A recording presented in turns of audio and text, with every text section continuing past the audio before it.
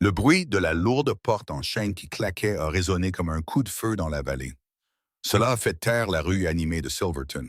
Clara ne venait pas seulement de perdre un toit au-dessus de sa tête.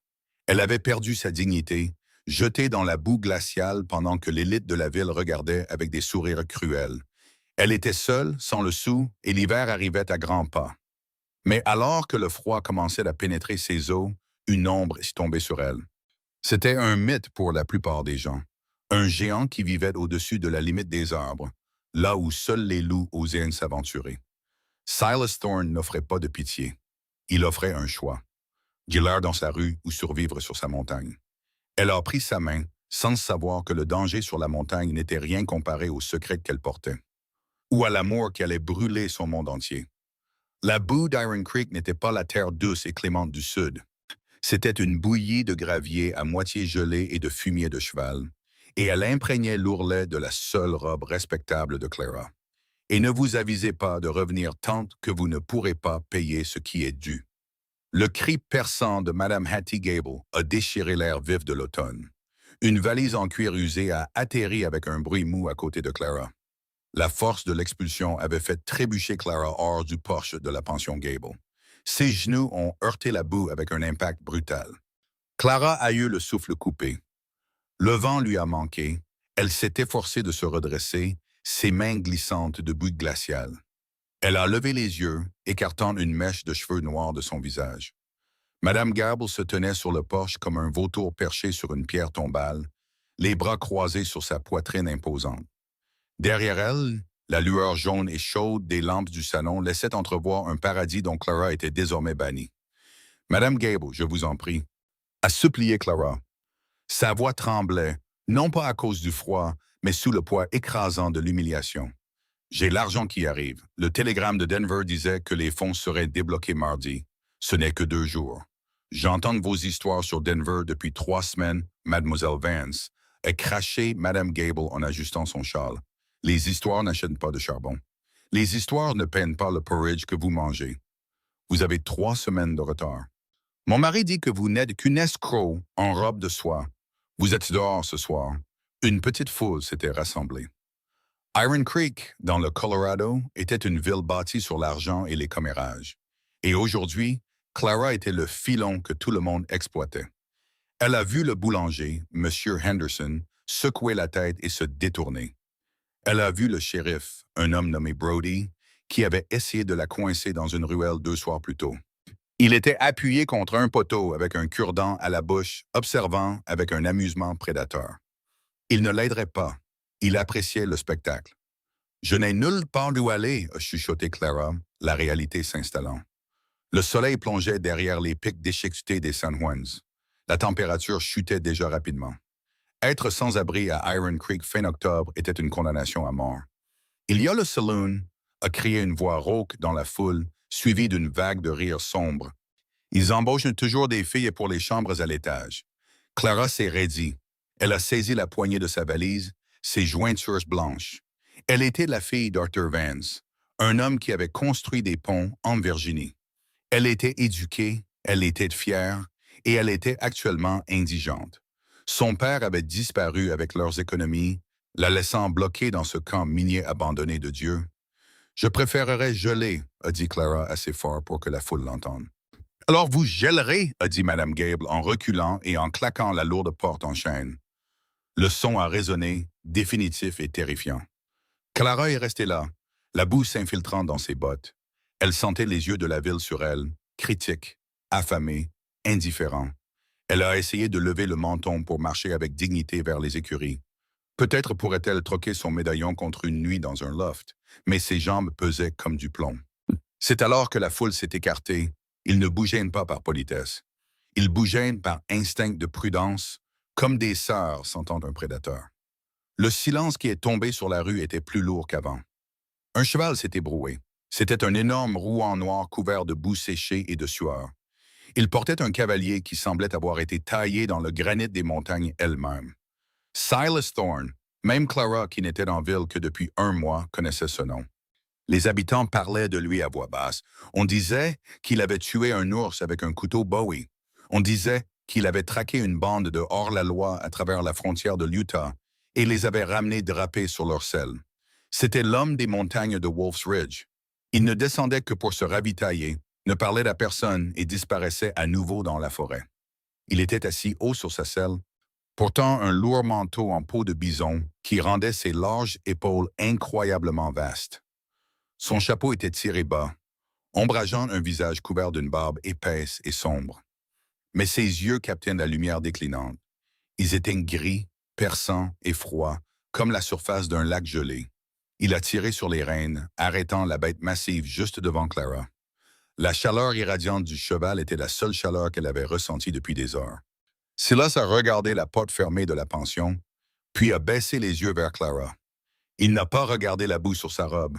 Il a regardé ses mains tremblantes sur la poignée de son sac. « Elle vous a mise dehors? » Sa voix était un grondement sourd comme un tonnerre lointain dans un canyon. Clara a hoché la tête, la gorge serrée. « Oui, pour de l'argent. »« Oui. » Silas a lentement tourné la tête pour scanner la foule. Son regard s'est attardé sur le shérif Brody, qui a soudainement trouvé le sol très intéressant. Puis Silas a regardé à nouveau Clara. « Vous avez de la famille ici? »« Non. »« Vous avez un métier? »« Je sais lire et écrire. Je sais coudre. Je sais cuisiner. » Elle a bégayé, se sentant stupide d'énumérer des compétences domestiques à un homme qui semblait manger du gibier cru. Silas s'est resté assis en silence pendant un long moment. La ville retenait son souffle. L'hiver arrive tôt. « Ce soir, il fera -10, a dit Silas d'un ton neutre. Si vous dormez dans cette rue, vous serez une statue demain matin. Je sais, a chuchoté Clara, retenant ses larmes. Silas a bougé sur sa selle. Il a tendu une main gantée de cuir vers elle. Elle avait la taille d'une pelle. J'ai une cabane sur la crête. Il y a une chambre d'amis. C'est chaud. J'ai besoin de quelqu'un pour tanner les pots et entretenir le feu pendant que je m'occupe des pièges cet hiver. La foule a halté. Un scandale. Est-ce une femme non mariée montant à la montagne avec l'ermite Silas Thorne? C'était du jamais vu. Je ne suis pas une, a commencé Clara en jetant un coup d'œil au saloon. Les yeux de Silas se sont plissés.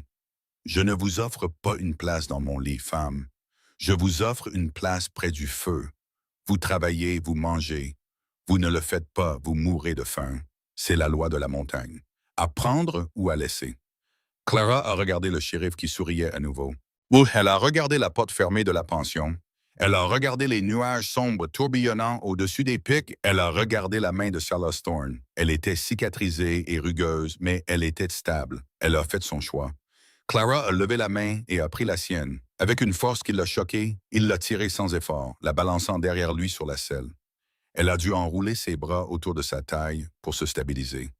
Le manteau de bison sentait les aiguilles de pin, la fumée de bois et le vieux cuir. « Tenez-vous bien, » a grogné Silas. Il a éperonné le cheval et ils ont quitté Iron Creek dans un bruit de tonnerre, laissant les commérages et la boue derrière eux. Ils se dirigeaient droit vers la silhouette imposante et déchiquetée des montagnes. Le voyage vers la montagne n'était pas une promenade. C'était une bataille contre la gravité. Pendant la première heure, alors que le crépuscule persistait, Clara était simplement mal à l'aise. La selle était dure. Et monter en croupe derrière un homme de la taille de Silas signifiait que ses jambes étaient très écartées. Ses muscles lui faisaient mal. Mais alors qu'il passait la limite des arbres, là où les trembles cédaient la place aux pins denses et sombres, la véritable brutalité du paysage s'est révélée. Le sentier n'était guère plus qu'un passage pour Sir, longeant le flanc d'une falaise qui tombait de 2000 pieds dans l'abîme noir du canyon en contrebas. Ici, le vent ne soufflait pas. Il mordait, il hurlait à travers les rochers, déchirant le fin manteau de Clara. Elle a enfoui son visage dans la fourrure du manteau de Silas, frissonnant de manière incontrôlable. Silas ne parlait pas. Il semblait communiquer avec le cheval, qu'il appelait Buster, par de subtils changements de poids et de pression des genoux. Il faisait partie du paysage, indifférent aux chutes vertigineuses ou à la température plongeante. « Sommes-nous proches ?» a crié Clara par-dessus le vent, les dents claquant. « À mi-chemin !» a répondu Silas sans tourner la tête. Clara a serré les yeux. « Qu'ai-je fait ?» Elle pensait qu'elle montait dans la nature sauvage avec un étranger, un homme qui pourrait la jeter de cette falaise et personne ne le saurait jamais. Mais ensuite, elle s'est souvenue des yeux du shérif, Elle s'est souvenue du désespoir absolu de la rue. Au moins ici, la menace était honnête. La nature était cruelle, mais elle n'était pas malveillante. L'obscurité était devenue totale. Il n'y avait pas de lune, seulement la faible lumière fantomatique des étoiles se reflétant sur des plaques de neige précoces. Soudain, Salas a arrêté le cheval. « Descendez !» a-t-il ordonné. Clara s'est figée. « Quoi? Le chemin est trop étroit pour deux ici. Le schiste est instable. Buster a besoin d'équilibre. Vous devez marcher. » Clara a glissé du dos du cheval, ses bottes heurtant le sol rocheux. Ses jambes étaient engourdies. Elle a trébuché et la main de Silas a jailli, la rattrapant par le bras avant qu'elle ne puisse glisser vers le bord. « Regardez où vous mettez les pieds, a-t-il grogné. Il n'a pas lâché son bras. Marchez derrière le cheval. Tenez la queue si vous le devez. Ne sortez pas du sentier rocheux. » Pendant l'heure suivante, Clara a marché. Ses poumons brûlaient dans l'air raréfié. Chaque respiration donnait l'impression d'inhaler du verre. Elle a glissé et s'est démenée, ses bottes se déchirant sur les pierres tranchantes. Mais elle ne s'est pas plainte. Elle sentait que Silas Thorne n'avait aucune patience pour la faiblesse. Si elle s'arrêtait, il pourrait simplement la laisser là. La peur de l'abandon la nourrissait. Elle se concentrait sur le bruit rythmé des sabots de Buster. Enfin, le sentier s'est aplani. Ils sont entrés dans une clairière entourée d'épicéas imposants qui bloquaient le vent. Au centre de la clairière, nichée contre une paroi rocheuse massive, se trouvait une cabane. Ce n'était pas une baraque, c'était une structure robuste construite en rondins épais colmatés avec de la boue et de la mousse. Une cheminée en pierre s'élevait sur le côté et une écurie en appentis était attachée à l'arrière. Elle semblait solide, inamovible. Silas est descendu et a conduit le cheval à l'écurie. Entrée, la porte n'est pas verrouillée. Clara a trébuché vers la cabane. Ses doigts étaient si gelés qu'elle ne pouvait pas tourner la poignée. Elle a dû utiliser ses deux mains et le poids de son corps. Elle est tombée à l'intérieur. L'air y était vicié, mais nettement plus chaud qu'à l'extérieur. Les braises d'un feu rougeoyaient encore au fond de l'âtre. Clara a rampé vers le feu, ne se souciant pas de la saleté sur le sol. Elle a tendu les mains, tremblant violemment, alors que le sang commençait à revenir dans ses extrémités, apportant la douleur cuisante du dégel.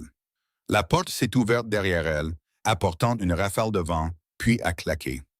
Silas a tapé la neige de ses bottes. Il portait sa valise qu'il a posée près de la porte. Il bougeait avec une économie efficace. Il s'est dirigé vers la cheminée, a ajouté du petit bois et une bûche fendue, et a soufflé sur les braises jusqu'à ce que les flammes lèchent le bois. La lumière a inondé la pièce. Clara a regardé autour d'elle. C'était un espace masculin. Une grande table taillée dans un seul tronc d'arbre, un râtelier de fusils, des Winchester et un fusil à Beeson Sharps au mur. Des pièges pendaient au chevron, un lit dans le coin couvert de fourrure et une deuxième porte. « C'est votre chambre », a dit Silas en désignant la deuxième porte d'un signe de tête. C'était un garde-manger. Je l'ai vidé. Il y a un lit de camp. Il a enlevé son lourd manteau et l'a accroché à une patère. Pour la première fois, Clara le voyait clairement à la lumière du feu. Il était plus jeune qu'elle ne l'avait prévu, peut-être au milieu de la trentaine, mais son visage était marqué par le soleil et le vent.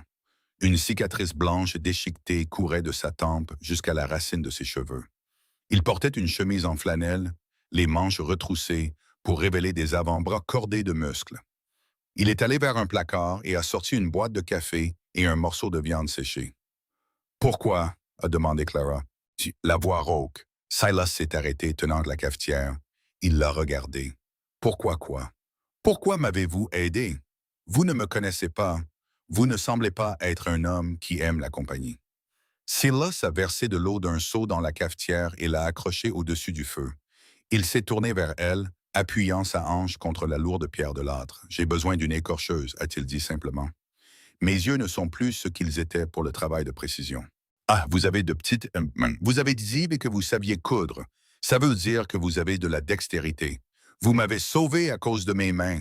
Je ne vous ai pas sauvé, l'a corrigé Silas sèchement. J'ai fait un échange. Vous survivez. J'obtiens de meilleurs prix pour mes fourrures parce qu'elles ne sont pas sachées en morceaux. Ne confondez pas une affaire commerciale avec de la charité, mademoiselle Vance. La charité vous fait tuer ici. L'utilité vous maintient en vie. Il a sorti un couteau de sa ceinture et a coupé un morceau de viande séchée, le lui tendant. « Mangez, puis dormez. Nous nous levons à l'aube. La ligne de piège fait 10 miles de long. Clara a pris la viande. Elle était dure et salée, mais pour son corps affamé, elle avait le goût d'un banquet. Elle a regardé la porte fermée de la chambre d'amis. C'était petit. C'était austère, mais c'était sûr. Merci, Monsieur Thorne, a-t-elle dit doucement. Silas, a-t-il grogné. Monsieur Thorne est mon père, mais il est mort et enterré dans le Kentucky. Il lui a tourné le dos pour s'occuper du feu. Clara l'a observé un instant. Il était dur, abrasif et apparemment dépourvu de douceur. Mais elle avait vu la façon dont il vérifiait les sabots de Buster avant de ranger le cheval. Elle avait senti sa main la rattraper sur la falaise avant qu'elle ne tombe. Elle s'est levée, les jambes vacillantes, et a marché vers la chambre d'amis. Elle a ouvert la porte. C'était minuscule, sentant le cèdre. Et un lit de camp étroit avec une couverture en laine l'attendait. En fermant la porte, elle a entendu Silas murmurer quelque chose au feu. Cela ressemblait à « Ne me faites pas regretter ça ». Clara s'est allongée dans le noir, le vent hurlant à l'extérieur des gros rondins. Elle était vivante. Elle était au sommet du monde, piégée dans une boule à neige avec un animal sauvage en guise d'homme. Et pour la première fois depuis des mois, elle a dormi sans couteau sous son oreiller. La première semaine sur la crête du loup fut une leçon de brutalité. Clara a appris que l'aube pour Silas signifiait l'heure grise avant que le soleil ne franchisse réellement les sommets. Elle a appris que l'eau devait être tirée du ruisseau, ce qui nécessitait de briser une couche de glace avec une pioche chaque matin. Elle a appris que le silence était la langue principale de la cabane. Silas gravitait autour d'elle comme une planète lourde, constante, massive et distante. Il ne faisait pas la conversation. Il donnait des ordres. Eau, feu, coupez ici, pas plus près de la graisse. Les mains de Clara, autrefois habituées à jouer du piano et à écrire des lettres, furent bientôt à vif et couvertes d'ampoules. La première fois que Silas jetait un castor mort sur la table, elle avait vomi dans le seau à déchets. Silas ne s'était pas moqué d'elle. Il avait simplement attendu, les bras croisés. L'estomac vide fonctionne mieux de toute façon, moins de dégâts. Omea Clara était de la fille d'Arthur Vance. Elle possédait une colonne vertébrale en acier sous ses robes de soie. Elle a refusé d'abandonner. Au 4e jour, elle ne vomissait plus. Le 6e jour, elle avait réussi à écorcher une martre sans entailler la peau. Silas avait inspecté son travail, tenant la fourrure à la lumière de la lampe à pétrole. Il a passé son pouce sur la peau. « Passable », avait-il grogné. C'était le plus grand éloge qu'elle avait reçu. Mais l'isolement commençait à peser sur elle. La cabane était un petit monde. Ils étaient forcés à une intimité à la fois domestique et étrange. Ils mangeaient ensemble. Ils s'asseyaient ensemble près du feu le soir pendant que les tempêtes faisaient rage dehors. La 10e nuit, un blizzard a frappé. Le vent a claqué contre la cabane avec une telle force que les rondins ont gémi. La neige s'est empilée contre les fenêtres, les scellant dans un tombeau blanc. Silas nettoyait sa Winchester 1873.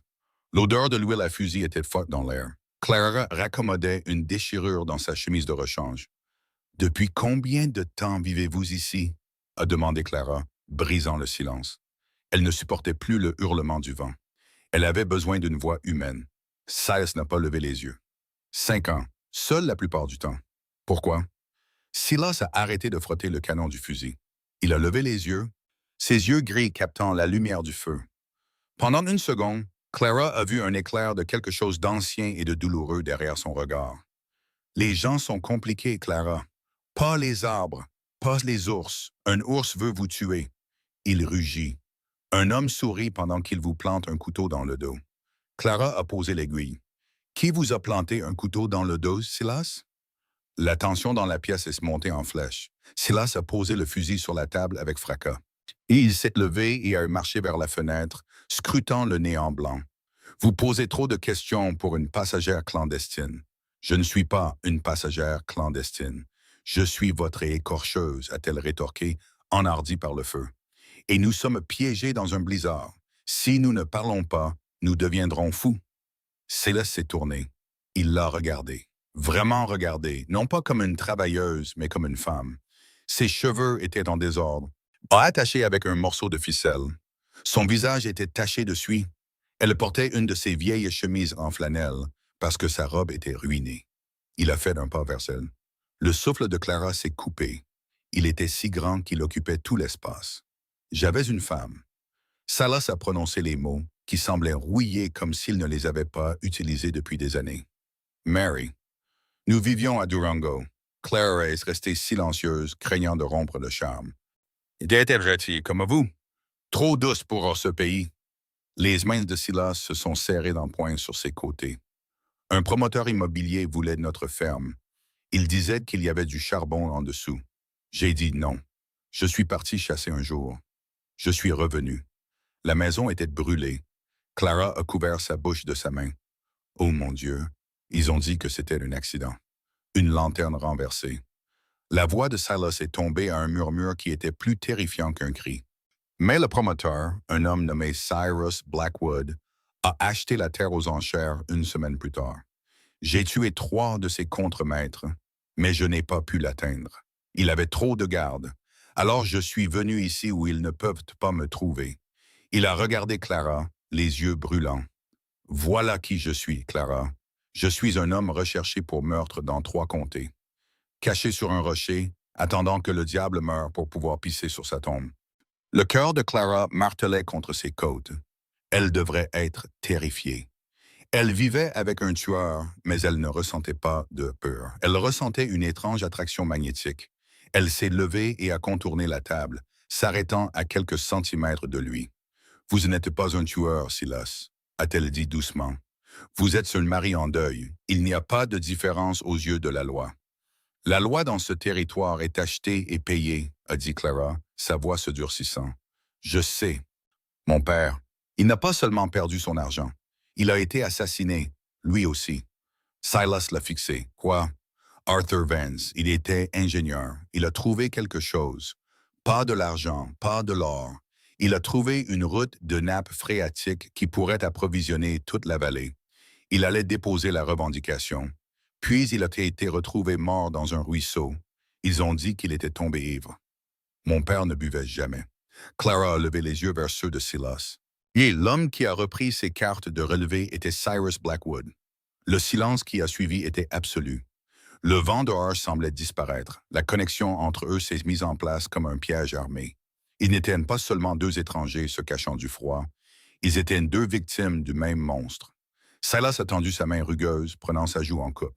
Son pouce a effacé une tache de suie. Son toucher était incroyablement doux. « Alors, vous n'êtes pas en sécurité ici, a grondé Silas. Si Blackwood sait que vous êtes sa fille, et s'il découvre que vous êtes avec moi, il pense que je suis une mendiante indigente, a dit Clara. Il ne sait pas que j'ai le registre. » Silas s'est figé. Quel registre? Le journal de terrain de mon père. Je l'ai caché dans la doublure de ma valise. Il prouve que Blackwood a volé les droits sur l'eau. Il prouve qu'il a ordonné les incendies. Silas l'a fixé, un mélange de crainte et d'horreur sur le visage. Clara, vous n'avez pas seulement monté une valise sur cette montagne. Vous avez apporté une guerre. Le blizzard qui les a piégés dans la cabane a duré 3 jours, mais l'hiver a saisi Wolf's Ridge pendant 3 mois. Pendant ce temps, la cabane a cessé d'être un abri pour devenir un creuset. La révélation du registre d'Arthur Vance a changé l'air entre eux. Ce n'était plus juste un homme et une femme survivant aux éléments. C'étaient 2 soldats complotant une guerre. Le jour, la routine de survie continuait. Vérifier les pièges, transporter du bois, fumer la viande.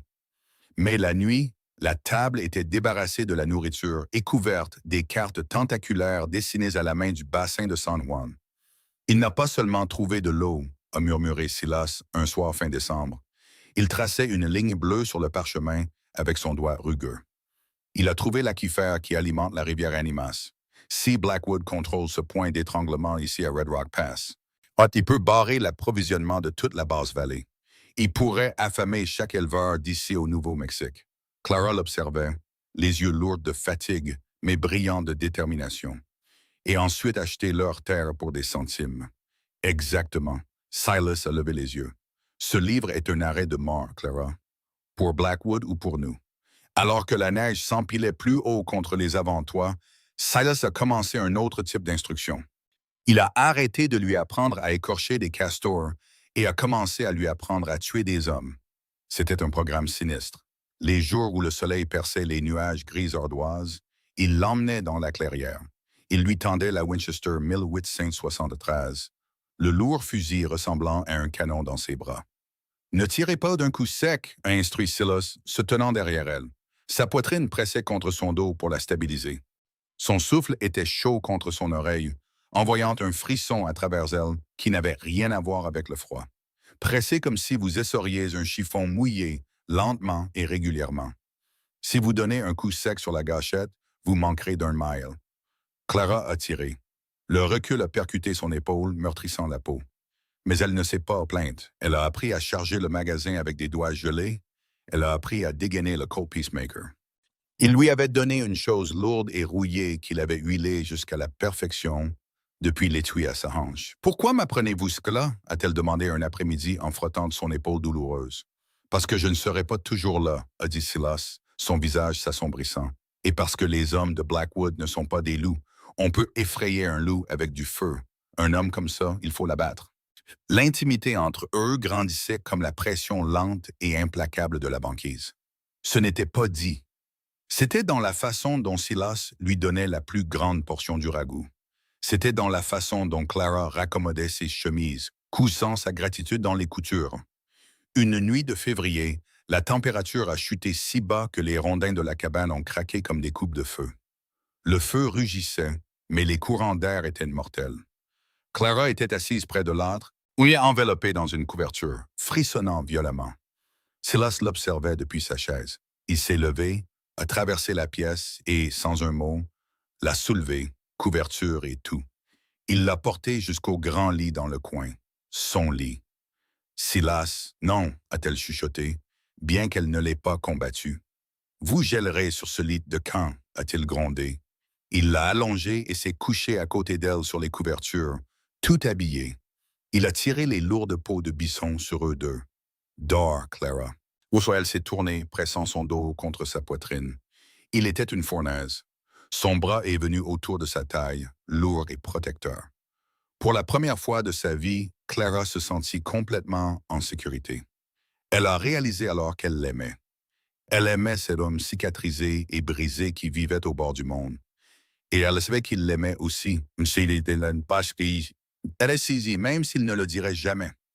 Il le montrait dans la gardant en vie. Mais le printemps arrivait. Les glaçons commençaient à goûter.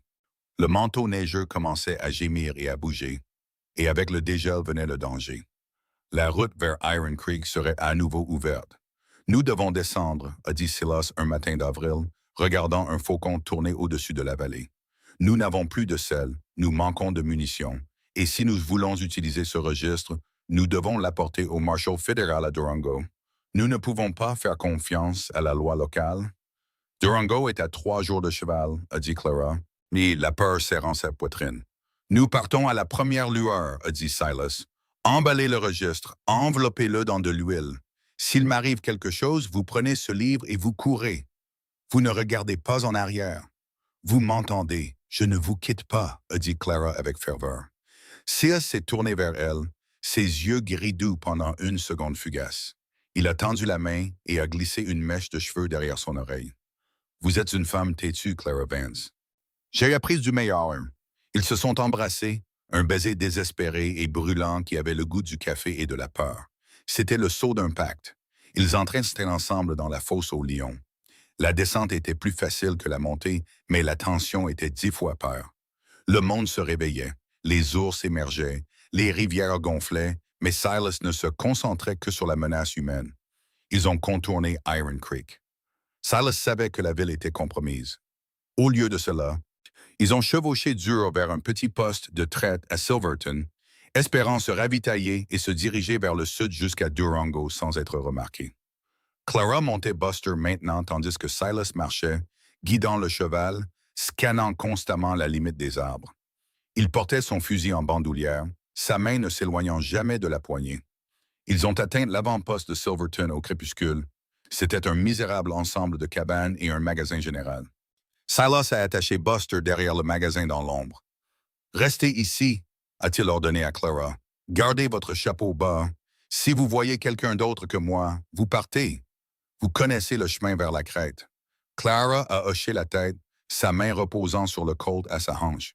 Elle a regardé Silas disparaître dans le magasin. Les minutes s'égrenaient. Le vent faisait bruisser les nouvelles feuilles des trembles. Le cœur de Clara battait la chamade. Alors qu'elle serrait la valise contenant le registre contre sa poitrine. Soudain, la porte arrière du magasin s'est ouverte avec fracas. Silas n'est pas sorti en marchant. Il a trébuché, reculant, les mains levées. Émergeant de l'ombre, 3 hommes sont apparus. Ils portaient de longs cache-poussières et des chapeaux bas. En tête se trouvait un homme que Clara a reconnu avec un sursaut de terreur. Le shérif Brody. Tiens, tiens. Brody a ricané, son pistolet braqué sur la poitrine de Silas. L'homme des montagnes descend pour jouer. Et regardez ce qu'il a amené avec lui. Les yeux de Brody se sont tournés vers Clara sur le cheval. Madame Gable a dit que vous vous étiez enfuie, Mademoiselle Vance. Mais Monsieur Blackwood, il avait un soupçon que vous pourriez être avec notre ermite local. Il offre une très grosse récompense pour votre retour en toute sécurité. Laissez-la partir, Brody. Silas a grogné, sa voix comme des pierres qui s'entrechoquent. Elle n'a rien à voir avec ça. Elle a tout à voir avec ça, a dit une nouvelle voix. Du côté du bâtiment, un 4e homme est sorti. Il était vêtu d'un beau costume qui semblait ridicule dans la boue, mais son visage était terrifiant. C'était Cyrus Blackwood. Il était plus vieux que dans les souvenirs de Clara d'après les journaux, son visage marqué par la petite vérole et cruelle. Ma chère Clara, Blackwood a souri d'une expression froide et reptilienne. Vous avez quelque chose appartenant à votre père, un livre. Je crois qu'il appartient à la compagnie maintenant. La prise de Clara sur les rênes s'est resserrée. Il appartient aux gens que vous avez assassinés. Blackwood a soupiré. Dramatique, tout comme Arthur. Il a fait un signe de tête à Brody. Tuez l'homme sauvage. Amenez la fille et le livre. Non, a crié Clara. Le monde a explosé en violence. Silas n'a pas attendu d'être exécuté. Il s'est accroupi, tirant son couteau plus vite que l'œil ne pouvait le suivre. Il l'a lancé. La lame s'est enfoncée dans l'épaule de l'adjoint de droite, qui a crié et tiré sauvagement. Silas a roulé, attrapant sa Winchester. Bang! Brody a tiré. La balle a touché Silas à la cuisse. Il a grogné, tombant sur un genou. Silas! Et hurlé Clara. Elle a cherché son Colt, mais son cheval s'est cabré, effrayé par les coupes de feu. Cours, Clara! Et rugit Silas, le sang tachant son pantalon. Il a armé la Winchester et a tiré, faisant sauter le chapeau du 2e adjoint. Cours! Mais elle ne pouvait pas. Avant qu'elle ne puisse reprendre le contrôle de Buster, une main a saisi la bride. L'un des hommes de Blackwood l'a arraché de la selle. Elle a heurté la boue durement, le Colt volant de sa main. Blackwood s'est avancé et a ramassé la valise. Il l'a ouverte, vérifiant la doublure. Il a souri. Excellent. Silas a essayé de se lever, mais sa jambe s'est dérobée. Il était encerclé. Brody s'est approché de lui, a écarté le fusil d'un coup de pied désinvolte et a visé la tête de Silas avec son pistolet. « Ne le tuez pas encore », a commandé Blackwood calmement. « Tuer est trop facile. Il aime la montagne. Laissez la montagne la voir. » Blackwood a regardé Silas avec un pur dédain. « Brisez-lui les jambes. Laissez-le au loup. Laissez Mademoiselle Vance regarder. » Le bruit de la crosse du fusil heurtant l'os était un son que Clara n'oublierait jamais. Elle a crié jusqu'à ce que sa gorge soit à vif, se débattant contre les hommes qui la tenaient. Silas n'a pas crié. Il a gémi, un son animal sourd, et s'est effondré dans la boue, ses yeux croisant ceux de Clara une dernière fois. Ils étaient remplis d'excuses. « Chargez-la », a dit Blackwood en se détournant, serrant le registre. « Nous avons un train à prendre. Iron Creek va avoir une célébration. » Ils ont traîné Clara au loin. Elle a regardé le corps immobile de Silas disparaître dans le crépuscule, laissé en sang dans la boue du poste de traite, tandis que le commerçant regardait avec peur par la fenêtre, trop lâche pour aider. Clara a été jetée dans une calèche, la porte verrouillée. Elle était seule. Elle avait perdu le registre. Elle avait perdu Silas. Mais alors que la calèche s'éloignait en cliquetant, Clara n'a pas pleuré. Elle était assise dans le noir, ses mains tremblantes, non pas de peur, mais d'une rage qui brûlait plus fort que n'importe quel feu que Silas avait jamais construit. « Il n'est pas mort », s'est-elle dit. « Il est Silas Thorne.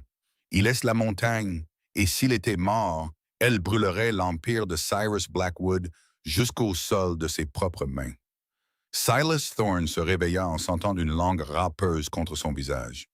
Une douleur blanche et aveuglante lui traversa la jambe. Il haleta, aspirant un air qui sentait la fourrure mouillée. Il ouvrit les yeux. Un chien, et un errant galeux du poste de traite, léchait le sang sur sa joue. Silas essaya de bouger et faillit s'évanouir. Son fémur droit était fracturé, bien que non brisé en éclats. La balle avait traversé la chair de sa cuisse. Il était vivant. « Va-t'en » a-t-il sifflé au chien. Il s'est traîné jusqu'au mur du magasin général. C'était la nuit. Le magasin était sombre. Le propriétaire lâche n'était même pas sorti pour vérifier s'il respirait. Silas a regardé sa jambe. Elle était enflée. La jambe du pantalon trempée de sang. Il avait besoin d'une attelle. Il avait besoin d'un cheval. Il avait besoin d'une arme. Il a serré les dents et a utilisé le mur pour se redresser. Sa vision nageait. Il a cassé le manche d'un balai appuyé contre le porche et l'a utilisé comme béquille. Il a enfoncé la porte arrière du magasin d'un coup de pied. Le commerçant, un homme chauve nommé M. Finch, a couiné de derrière le comptoir, tenant un fusil de chasse avec des mains tremblantes. « Mais ne tirez pas !» a crié Finch. « Brody a dit que vous étiez mort. »« Brody est un menteur !» et grognait Silas, s'appuyant lourdement sur le manche à balai. Il ressemblait à un revenant couvert de boue et de sang, ses yeux brillants d'une lumière terrifiante. « Posez le fusil, Finch, ou je vous le fais manger. » Finch a lâché le fusil. « J'ai besoin de whisky, j'ai besoin de bandages, j'ai besoin de mon cheval et j'ai besoin de savoir où ils l'ont emmené. Ils ont pris de la calèche pour Iron Creek. » Finch a bégayé, jetant des fournitures sur le comptoir. Blackwood a une grande annonce demain à l'hôtel de ville. Il dévoile le projet de barrage. Il a enfermé la fille à l'hôtel. Silas a versé le whisky directement sur sa blessure par balle. Il n'a pas scié, bien que ses jointures soient devenues blanches sur le comptoir. Il a bandé la jambe serrée, utilisant 2 lattes d'une caisse pour atteler l'os. « Mon cheval » a exigé Silas. Il s'est enfui dans les bois quand la fusillade a commencé. Silas a sifflé un son aigu et perçant qui a traversé la nuit. Un instant plus tard, un hennissement a résonné dans l'obscurité. Buster est sorti des arbres au trône, nerveux mais indemne. Silas a boité jusqu'au cheval. Monter en selle a été la chose la plus difficile qu'il ait jamais faite. Il a dû hisser son corps brisé en utilisant la pure force du haut du corps, hurlant intérieurement alors que sa jambe pendait. Il est resté assis là, vacillant, la sueur coulant sur son visage. Il a vérifié les Winchesters dans le fourreau de selle. Elles étaient toujours là. Les hommes de Blackwood avaient été trop arrogants pour désarmer le cheval. Monsieur Thorne a appelé Finch depuis la porte. « Vous ne pouvez pas descendre là-bas. Il y a 20 hommes. Vous êtes un seul homme avec une jambe cassée. » Silas a tourné son cheval. Le clair de lune a capté la cicatrice sur sa tempe. « Je ne suis pas un homme ce soir, Finch, » a dit Silas doucement. « Je suis le jugement. » Il a éperonné le cheval. Pendant ce temps, dans la suite opulente de l'hôtel d'Iron Creek, Clara Vance était assise sur une chaise en velours, les mains liées. Cyrus Blackwood faisait les 100 pas devant elle, un verre de brandy à la main. Le registre était posé sur la table à côté d'une cheminée où un feu crépitait de manière invitante. « Vous voyez, Clara, » a pontifié Blackwood, « votre père était un visionnaire, mais il manquait d'estomac. Il voulait partager l'eau, il voulait l'équité. » « Il n'y a pas d'équité dans l'Ouest. Il n'y a que l'effet de levier. »« Vous allez brûler pour ça, » a dit Clara calmement. « Qui allumera l'allumette? » Blackwood a ri. « Le shérif travaille pour moi. Le juge boit mon brandy et votre amant sauvage est actuellement de la viande pour les loups. » Il a ramassé le registre. « Demain à midi, je me tiendrai sur le balcon de l'hôtel de ville. J'annoncerai l'acquisition des droits sur l'eau et ensuite je jetterai ce livre dans la fournaise. Et vous? Eh bien, vous serez dans un train pour San Francisco. J'ai un ami qui tient un bordel là-bas. Il paie bien pour les femmes éduquées. » Clara a fixé le registre. Elle devait le récupérer. « Vous avez peur, » a-t-elle dit soudainement. Blackwood s'est arrêté. « Pardon? Vous avez peur des gens. C'est pourquoi vous avez soudoyé le shérif. C'est pourquoi vous avez tué mon père en secret. Vous savez que si les mineurs et les éleveurs savaient que vous voliez leur eau, ils vous pendraient. » Le visage de Blackwood s'est tordu. Il s'est avancé et l'a giflé. Un coup sec et cuisant. « Les moutons ne pendent pas le berger, » a-t-il sifflé. Il a marché vers la porte. « Gardez-la, » a-t-il dit à l'adjoint dehors. « Si elle parle, bâillonnez-la. » La porte s'est verrouillée. Clara a goûté le sang dans sa bouche. Elle a regardé la fenêtre. C'était le 3e étage. Pas d'échappatoire. Elle a fermé les yeux et a prié, pas Dieu. Elle a prié la montagne. Envoie-le, a-t-elle pensé.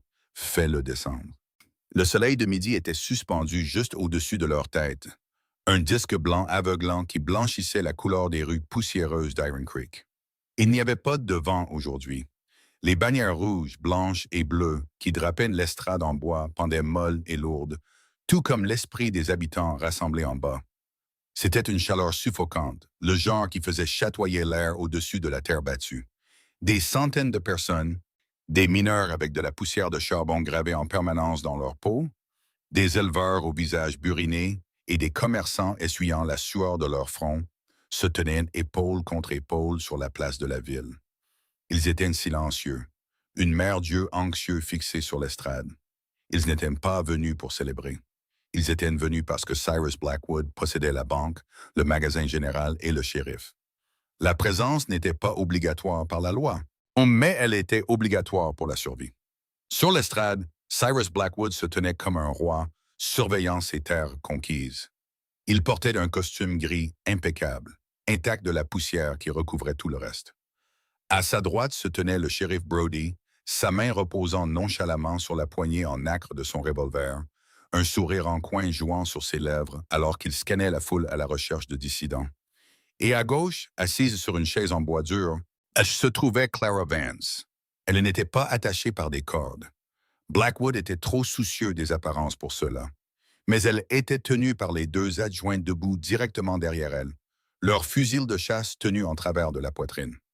La robe de Clara était déchirée à l'ourlet, tachée de la boue du sentier, et ses cheveux s'étaient détachés de ses épingles, tombant sauvagement autour de ses épaules. Elle avait l'air épuisée, le visage pâle, mais ses yeux étaient des charbons ardents. Elle a scanné la foule à la recherche d'un visage amical, mais n'a trouvé que des yeux qui se détournaient de honte. Ils savaient qu'elle était prisonnière, mais la peur les avait rendus aveugles. Citoyenne d'Iron Creek, la voix de Blackwood a retenti, exercée et théâtrale. Il a accroché ses pouces dans son gilet. Depuis trop longtemps, cette vallée lutte. Vous avez prié pour la pluie qui ne vient jamais. Ou vous avez vu votre bétail maigrir et vos récoltes se flétrir. Mais aujourd'hui, je vous apporte le salut. Quelques agitateurs payés près du devant ont applaudi avec enthousiasme. Le reste de la foule a offert un grondement sourd qui ressemblait plus à un gémissement. J'ai négocié avec succès l'acquisition des droits sur l'eau du bassin supérieur, a menti Blackwood, sa voix douce comme de l'huile. La compagnie construira un barrage. Nous régulerons le débit. Il y aura de l'eau pour chaque homme, pour femmes et enfants, pour une somme modique, bien sûr. Clara s'est jetée en avant sur sa chaise. Il ment. Il va vous affamer. Le shérif Brody est intervenu instantanément, la repoussant vers le bas par l'épaule. La foule a ondulé de malaise. Blackwood a gloussé, un son sec et cliquetant, ignorer l'hystérie d'une femme désespérée. Mademoiselle Vance est confuse. Le deuil fait des choses terribles à l'esprit. Il a marché vers le podium et a cherché en dessous, sortant l'épais registre relié en cuir. Clara a senti son cœur s'arrêter. C'était l'œuvre de la vie de son père, la preuve de tout. Ce livre, a dit Blackwood en le tenant bien haut pour que tous le voient, contient les anciens relevés, des cartes obsolètes, des erreurs qui ont freiné cette ville pendant une décennie. Il représente le passé, le chaos. Et que faisons-nous du passé quand il se dresse sur le chemin de l'avenir? Point qu'il a fouillé dans sa poche et a sorti une boîte d'allumettes en argent. Il a craqué une allumette contre le bois rugueux du podium. La flamme a jailli, orange et affamée dans la lumière vive du soleil. Nous le brûlons, a chuchoté Blackwood, ses yeux croisant ceux de Clara. Il a souri. Une torsion cruelle et triomphante de ses lèvres. Il a abaissé l'allumette vers les pages ouvertes du registre. Clara a crié, un son de pure angoisse. Crac! Ce bruit n'était pas le crépitement du feu. C'était la détonation sèche et tonitruante d'un fusil de gros calibre. L'allumette dans la main de Blackwood s'est désintégrée. Une fraction de seconde plus tard, le bois du podium a explosé en éclats à quelques centimètres de ses doigts. Blackwood a glapi, laissant tomber le livre et la boîte d'allumettes, trébuchant en arrière comme s'il avait été giflé. Tireur embusqué! À terre! A-t-il hurlé, se recroquevillant derrière le podium. Le shérif Brody a dégainé son arme instantanément, tournant en rond, les yeux fous. Qui a tiré? Montrez-vous. La foule a crié et a reculé, créant un large cercle vide au milieu de la rue. Mais ils n'ont pas fui. Ils étaient figés par un son soudain et terrifiant venant de l'extrémité sud de la rue principale. Clop, clop, clop. C'était la cadence lourde et rythmée d'un cheval massif marchant sur des planches de bois. De la brume de chaleur chatoyante, un cavalier a émergé. Un halètement collectif a traversé la ville. C'était une vision digne d'une histoire de fantôme. Le cheval était un rouan noir, énorme et couvert d'écume, les yeux roulants. Mais le cavalier était une figure de jugement taillée dans la douleur. Silas Thorne était assis affaissé sur la selle, sa jambe gauche enveloppée de chiffons sanglants et attachée à l'étrier avec des cordes en cuir. Son visage avait la couleur de la cendre, vidé de son sang, la sueur coulant de sa barbe, mais ses yeux étaient grands ouverts, gris et terribles, fixés infailliblement sur l'estrade. Dans sa main droite, reposant contre sa cuisse, se trouvait sa Winchester 1873, le canon fumant encore. « Il est mort », a chuchoté une femme dans la foule en se signant. Brody a dit qu'il l'avait tué. Il ressemble à la mort elle-même, et marmonnait un mineur. Silas ne s'est pas arrêté. Il a chevauché tout droit au centre de la rue, la foule s'écartant devant lui comme la mer Rouge. Il n'a pas regardé les gens. Il ne regardait que Cyrus Blackwood, qui jetait un coup d'œil par-dessus le podium, le visage blanc de choc. Silas a tiré sur les rênes quand il était à 20 mètres de l'estrade. Le cheval piétinait nerveusement dans la tension. « Vous avez fait tomber quelque chose, Cyrus » a râpé Silas.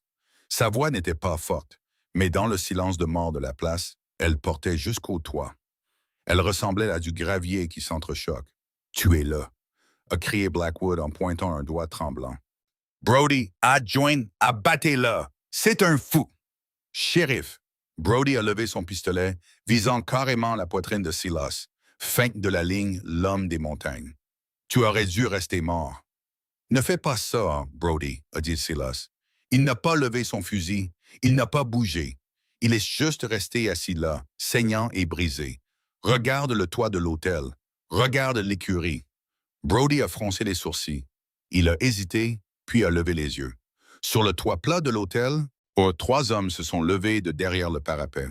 Ils tenaient des fusils. Sur le toit de l'écurie, 2 autres sont apparus. Sur le balcon du saloon, 3 autres. Ce n'étaient pas des hors-la-loi. C'étaient les visages de la vallée.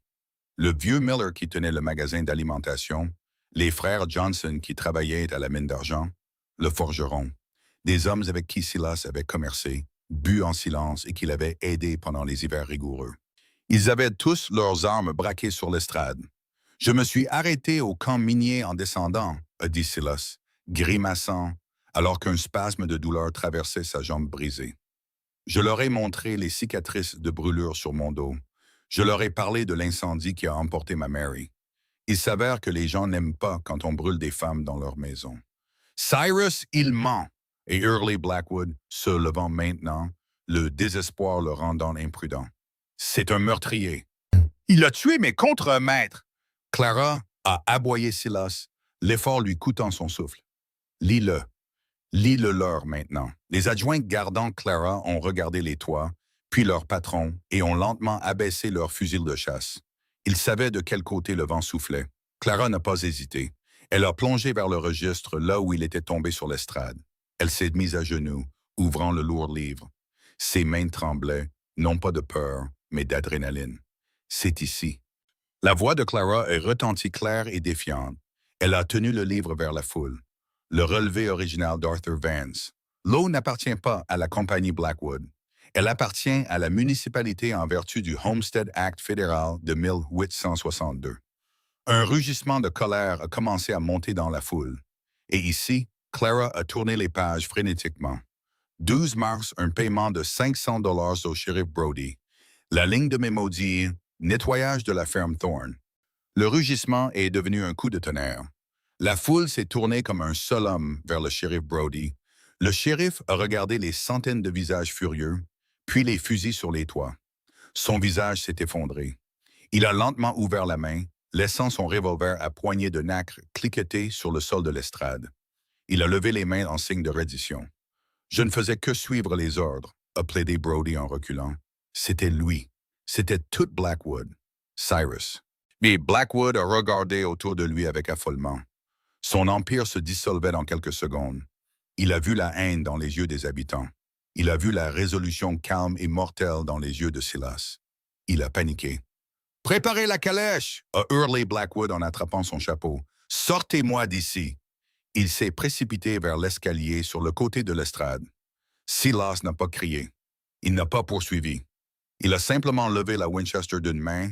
Oui, le canon lourd, inébranlable malgré sa faiblesse. Il a actionné le levier. Clac! Clac! Bang! La balle a frappé la rampe en bois directement devant l'estomac de Blackwood, envoyant une pluie d'éclats dans son beau costume. Blackwood s'est figé, agrippant la rampe, sanglotant de terreur. Faites un pas de plus, Cyrus, a dit Silas doucement, et la prochaine balle ne touchera pas le bois. Deux mineurs costauds ont sauté sur l'estrade. Ils ont attrapé Blackwood par les bras, le traînant vers le centre, le jetant aux pieds de Clara. C'est fini pour vous, a dit Clara en regardant l'homme qui avait détruit sa famille. Elle a fermé le registre avec un bruit sourd. Le Marshal est en route depuis Durango. Vous pourrez lui parler de l'avenir depuis une cellule de prison. La place a éclaté en acclamations, une libération de la tension qui avait tenu la ville captive pendant des années. Des chapeaux ont été jetés en l'air. Les gens s'étreignaient. Mais Clara n'a pas célébré. Elle a regardé la rue. Silas vacillait. L'adrénaline qui l'avait soutenu avait disparu. Le fusil a glissé de sa main et est tombé dans la poussière. Il s'est affaissé en avant, son front touchant la crinière du cheval, puis il a commencé à glisser sur le côté. Silas! Clara n'a pas utilisé l'escalier. Elle a rassemblé ses jupes et a sauté du bord de l'estrade, atterrissant durement dans la terre et se relevant précipitamment. Elle a poussé à travers la foule, criant son nom. Silas, tiens bon, elle l'a atteint juste au moment où il touchait le sol. Il a atterri lourdement, un gémissement d'agonie s'échappant de ses lèvres. Clara est tombée à genoux, tirant sa tête sur ses genoux. Sa peau était froide, moite de choc. Le bandage sur sa jambe était trempé de sang rouge frais. « Docteur !» a crié Clara, regardant autour d'elle avec affolement. « Que quelqu'un l'aide. Nous avons besoin d'un docteur. » Silas a cligné des yeux, ses yeux gris flous. Il a levé les yeux vers le ciel, vers le ciel, puis a trouvé le visage de Clara. Il a levé une main tremblante, ses doigts rugueux essuyant une larme de sa joue. L'avons-nous eu, a-t-il chuchoté, sa voix à peine audible par-dessus le bruit de la foule. Clara a saisi sa main, la pressant contre ses lèvres, sanglotant ouvertement. Maintenant, on l'a eu, Silas. C'est fini. Tu l'as fait. Tu nous as sauvés. Un faible sourire tordu a touché ses lèvres. Le premier sourire authentique qu'elle ait jamais vu sur son visage. Non, a-t-il râpé. C'est toi. J'ai juste égalisé les chances. Ses yeux ont commencé à se fermer.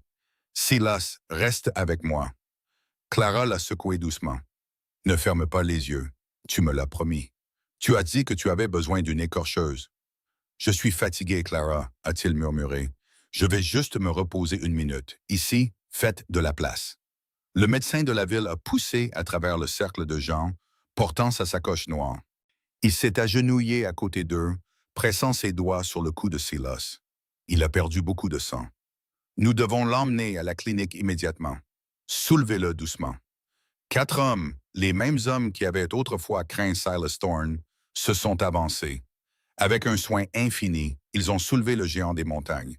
Clara n'a pas lâché sa main. Elle a marché à côté de lui alors qu'il le portait vers la clinique, son autre main serrant le registre contre sa poitrine. Elle a regardé une fois en arrière vers l'estrade où Cyrus Blackwood était menotté par les habitants. Puis elle a regardé devant elle vers l'homme qui avait traversé l'enfer pour la sauver. « Je suis juste là, Silas », a-t-elle chuchoté à son oreille alors qu'il le portait. « Je ne retourne pas à la ville. Je ne vais nulle part. Je reste sur la montagne. » Et bien qu'il fût inconscient, la main de Silas Thorne s'est légèrement resserrée autour de la sienne. Et ainsi grandit la légende de Silas Thorne. Il n'est pas mort ce jour-là. Il a fallu 1 mois pour que sa jambe guérisse et 3 autres, avant qu'il ne puisse marcher sans canne. Mais il avait la meilleure infirmière du territoire. Clara Vance ne l'a pas seulement soigné.